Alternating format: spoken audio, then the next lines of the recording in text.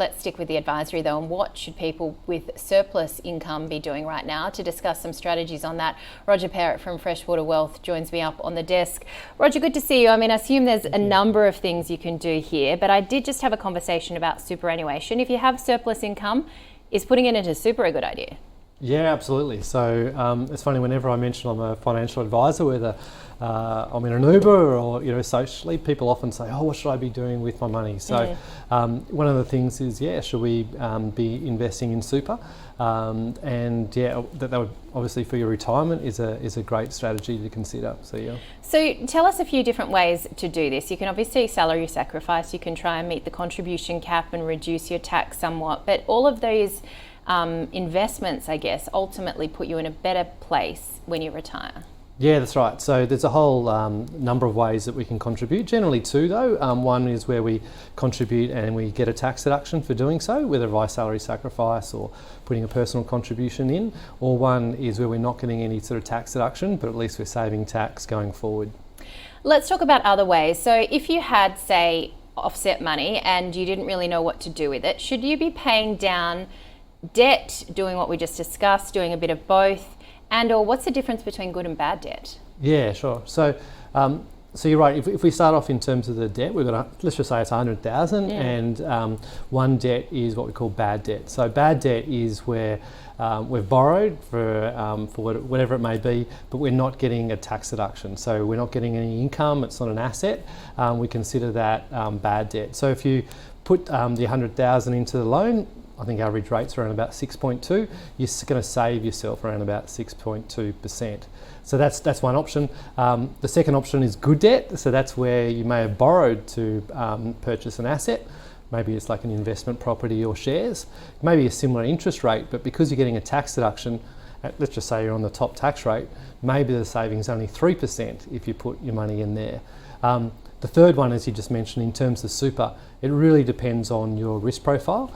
Generally, the higher the risk profile, the better chance we've got to get a better return on our super money than we're receiving or what we're having to pay on our home loan. And that's really key. We don't want to be investing and getting a lower rate than we could have been if we'd put it off the debt. Now, I know, and we have to reiterate, this is not financial advice. We're not giving anybody financial advice, but let's go to that conundrum again of, say, 100,000. Would you then sort of go, okay, well, I'll reduce my home loan and therefore I'll be paying less per month, yes, or I put it in super and therefore when I retire I'm in a bit of stead? I guess everybody's circumstances are different, but what's the kind of key thought here? Yeah, so it probably depends a little bit in terms of your goals. I saw a client the other day and I was thinking about all these fund strategies, and then they said, but we plan to move to Spain in 6 months, and that sort of threw it all out the window. So it really depends on the goals. And it really does depend on that risk profile. I've just provided a chart there, one of Australia's biggest superannuation providers, and this is a balanced fund, which traditionally a lot of people are in. Their 10-year performance was around about 8%, where over the last 10 years, home loan rates are between 3 and 6%.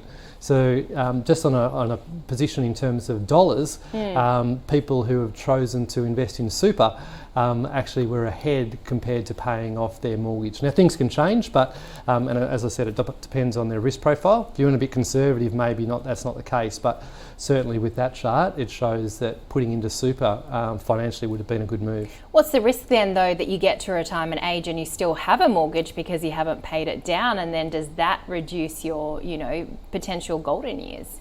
Yeah, potentially. I guess it all comes down to the discipline of actually putting the money in, because there is a strategy. You're right. You could be putting money into super rather than your mortgage, and then when you get to retirement, you could then use your super to clear that bad debt. So you're right. We could use super and to clear the debt at the same time.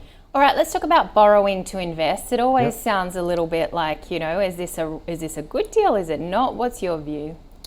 Yeah, well, I guess borrowing to invest is all about being able to borrow at a rate which is lower than what you're receiving. So if you're borrowing at a rate, call it 6%, and you're getting 8%, I guess the difference, the 2% you're making, using other people's money. So, but you're right, it really does depend on your risk profile because you're magnifying those gains. But if it goes down, do you mean? It's also magnifying the losses. So it really depends on the person's time frame and their risk profile as well. Now, there is also the thought of investing in somebody else's name or entity. What are the risks associated with this? The first one that would come to my mind would be, say, divorce. Yeah, sure. When we invest in other entities, it could be investing in your partner's name. It could be investing in a company structure via a trust, for example, or directly in a company, or it could actually be investing in what's called an investment bond. So the key is here, and it depends again whether you've got debt or not, but it really depends on the tax rate and your risk profile again, because these tax rates, if they're lower than yours, it's a good thing, but you wouldn't want to go and invest in these other entities if the tax rates were higher than yours. So that's probably something to consider, yeah.